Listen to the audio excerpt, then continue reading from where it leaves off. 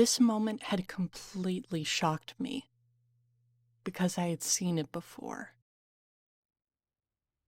If you know anything about me or have been watching my blog for the past 3 months, you'll know I'm obsessed with Guillermo del Toro's Frankenstein. I loved it, adored it, want to give it all the Oscars imaginable, even invent ones. And one of the reasons why is because it both felt like something I had seen multiple times before, yet completely new at the same time.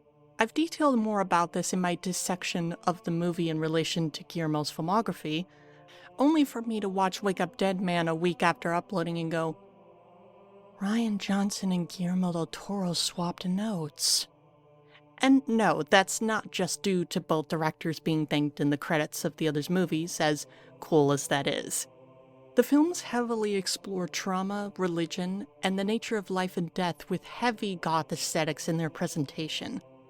But beneath this outer layer lies another theme, one intrinsically connected yet completely changes the conversation. These movies are just as much about religion as they are about stories themselves, the act of storytelling. I want to talk about how they accomplish this, how stories can be chains and keys, and how both movies ultimately go against the systems they detail. Some of what I will tell you is fact, some is not, but it is all true. As I've said, Frankenstein and Wake Up Dead Man are just as much about the act of storytelling as they are about religion. Frankenstein is built on top of multiple frame narratives, how events are told and what that says about the people who tell them. Wake Up Dead Man's central conflict is also based on a completely fabricated story told by Martha. Twice. This even comes up in the smaller moments, like the creature reading stories to the blind man. Martha embellishes the harlot horror story with other contradicting interpretations. Give it to the poor, say some. Threw it in the ocean, say others, but no one knows. By emphasizing storytelling, the discussion moves beyond specifically religion's impact on our society, and more about how people interact with stories overall. The characters aren't just talking about how they do or don't benefit from religion, they're also talking about the stories about or by them. Herr Harlander deliberately frames real people like himself and Victor through famous stories. Can you contain your fire, Prometheus? And as we give life to our new Adam, I will be the eagle that feasts on your liver, please! Cy Draven compares himself and Wix to Darth Vader and, sorry, the Rebels. But the characters who take this to the next level are Martha and Victor Frankenstein. I told myself it started with pure intent. But the truth is, it started with a lie. Martha and Victor are the keys to understanding the movie's dissection of storytelling, because they exemplify how it can wrap its tendrils into a person and dominate their entire life. Martha is terrified of failing her duty, tying her entire purpose in life to protecting a single jewel, willing to lie and even kill, because without it, her sense of self would crumble. Victor worships his mother, believing her to be completely infallible, even if that wasn't the case. Tumblr user Aquila of Harkin pointed out that Claire actually owned plantations, had some part in owning slaves. But none of that matters so long as deifying her gives him meaning. Because if the one parent who didn't beat him was also not cruel, but apathetic to suffering, then what does that leave him? Just as Martha subsumed her life to someone else, Victor defined his around the traumatic event of losing the one person who gave him stability. These two characters are defined by the stories they tell themselves, the faithful and the conqueror. And this causes them to have a very static view of not just themselves, but the people around them. Grace is the devil. Victor is the only genius in a world of idiots. Even when the truth gets in the way, they'll just twist it to serve their own ends. People, real, complicated people, don't fit in the stories they tell, because the point of them is not to spark meaning or help others. Cy, Lee, Nat, and Harlander only manage to work with Martha and Victor insofar as they are willing to reject reality for self-serving fantasies. Everyone is the hero of their own story, after all. So of course, all of these alliances fail due to infighting over conflicting interests. These characters tell stories only to fill a void, not to build community, but to isolate from it. Because community is but a collection of different stories, not excluded from those who don't easily fit into pre-established narratives. Is that what we're supposed to do? Surrounded by characters who tie themselves to narratives, the Creature and Father Judd stand out as people who refuse to fit into any narratives at all. They exist outside of their chosen societies for ultimately superficial reasons, Judd's approach to a better church, and the Creature's entire existence. And most of their conflicts come from people trying to fit them into easily understood labels. Murderer. Monster. Even before being convicted, Wicks was always trying to break Judd down, getting him to revert back to his fighter instincts. Whether intentionally or not, Victor constantly pushed the Creature to become the threat he already feared he was. But here's where things get interesting, because the Creature and Judd don't begin as disruptors. While watching both films back to back, as you do, I caught these extremely similar lines. The hunter did not hate the wolf did not hate the sheep, but violence felt inevitable between them. Perhaps I thought this was the way of the world. It would hunt you and kill you just for being who you are. A priest is a shepherd. The world is a wolf. I don't believe that, Father, respectfully. You start fighting wolves and before you know it, everyone you don't understand is a wolf. These two dialogues reveal the thought process behind the Creature and Judd's journeys. The Creature has already displayed his compassion-first nature with Victor and Elizabeth, but due to the abuse he endured, has a far less rosy view of the world. Despite caring for the cottage family, he still keeps his distance, because what he knows is that violence will always tail after him. He may value kindness, but violence to him is a certainty. Judd's case is a bit more subtle. He advocates against simplification of people, yet later in the movie is willing to throw himself at the metaphorical wolves at every possible indication of him being guilty. He's disapproving of an attitude he wholeheartedly adopts when the focus is turned to him. This, however, doesn't shock me coming from a guy who values kindness over violence, and yet is in this situation because he decked a guy. The Creature and Judd not only exist outside of everyone else's simple narratives, they themselves have a complicated relationship with their own narratives.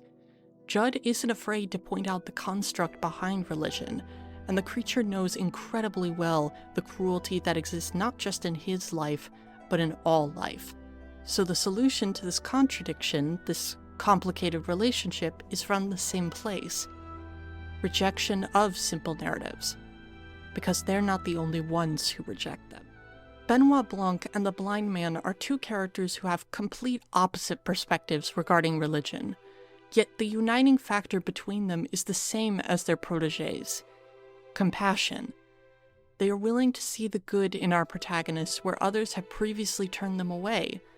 But what makes Blanc and the Blind Man's compassion unique is that it is seemingly unfounded. Neither of them on some level fully understand Judd or the Creature. They disagree on things, they ask questions the other can't answer. And yet, this isn't a requirement for receiving kindness. When the Creature and Judd are at their lowest points, ready to accept the narrative society have branded them, Blanc and the Blind Man don't let them, because their love for them is founded on the refusal to adhere to set narratives. Regardless if one follows religion or not, believes a narrative or not, humanity should not be treated as conditional. A marked contrast to Wicks and his flock, who proclaim complete loyalty even after Wicks's dirty secret, only for him to promptly knock them into the dirt in the next sentence. Because their stories aren't good enough for him. They're a liability. Wix's love is conditional, transactional as Judd correctly identifies, only accepted in how far he can use it. Through their mentors, the creature and Judd's guiding philosophies are not just repeated, but proven. Their kindness, staying true to who they are instead of what other people say they are, isn't a worldview that's held by them alone. It's Blanc's encouragement, the blind man's words that push them through to the end. To forgive Victor and Martha for their crimes. The creature and Judd get through their self-destruction thanks to their hopeful approach to life, not just in having it, but it being propped up by another person. It's communal, picking each other up when the going gets tough. And of course, this is the part of the video where I talk about Hope Punk. While you are alive, what recourse do you have but to live? Hope Punk as a term, to my delight and disgruntlement, has become something close to a buzzword this year in movie discussion, propagated most by Superman 2025. Maybe that's the real punk rock. I'm not mad about it, certainly. The increasing number of stories prioritizing more optimistic viewpoints in a time where the world is getting anything but is welcome in my book. But of course, when anything gets popular, there's the likelihood of the original meaning getting lost in the fog. Wake Up Dead Man and Frankenstein aren't just optimistic stories, they're doing way more than that. So I want to clarify what Hope Punk means in our current context in talking about these two movies. Back in 2017, writer Alexander Rowland wrote the now infamous Tumblr post, "The opposite of grimdark is Hope Punk. Pass it on." When I asked to clarify, I wrote, "The essence of grimdark is that everyone's inherently sort of a bad person and does bad things, and that's awful and disheartening and cynical. It's looking at human nature and going, the glass is half empty." Hope Punk says, "No, I don't accept that. Go fuck yourself. The glass is half full." People recognize the optimism as they should have, but there's an underlying second function that Rowland is getting at. Look at the word she uses. Human nature. Everyone's inherently sort of a bad person. She's speaking of an inherent assumption of grimdark's prevalence in culture, that it's the dominant way of thinking, that it's the narrative. And Hope Punk is the opposite of that. Hope Punk isn't only about a worldview. It's a worldview designed in opposition to what already exists, the status quo. Hence the second part of the word, punk, anti-establishment, a refusal of a narrative of despair and cynicism.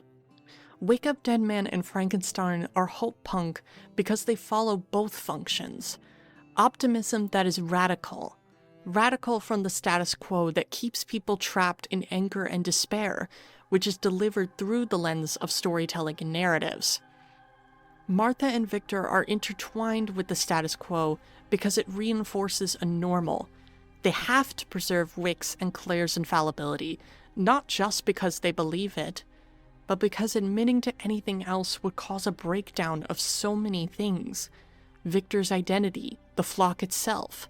Nat and Harlander want to get something previously lost, or about to be lost, preserving what is and not looking to what could be. So much so that they're willing to damn a better future, destroy the two characters who have a chance of building something new just to stay in the past. Judd and the creature themselves momentarily reinforce the status quo, borrowing Martha and Victor's viewpoint of people being unable to exist outside of what their communities have already decided. Fabricating perpetual reasons to keep things where they are, how they're supposed to be. But just as storytelling can prop up systems, it can also break them. Blanc seemingly allows the story of Wix's resurrection to stand, which does preserve a level of the status quo, but it's ultimately done to shake up a different one. The story of the harlot whore, and the specter it created that prevented the church from moving on. The creature tells his story to get Victor to understand the scope of his wrongdoings, and it leads them both, together, breaking the cycle of abuse they have been trapped in. And with the creatures saving the sailors and Judd rebuilding the church to be more welcoming, a path to the future is displayed, one where they can continue being their compassionate, weird little selves, regardless of what other people say. Or as Benoit once said, I want you to remember something that's very important. You won not by playing the game Harlan's way, but yours. And how did they win? Because I'm not playing to beat you, I'm playing to build a beautiful pattern.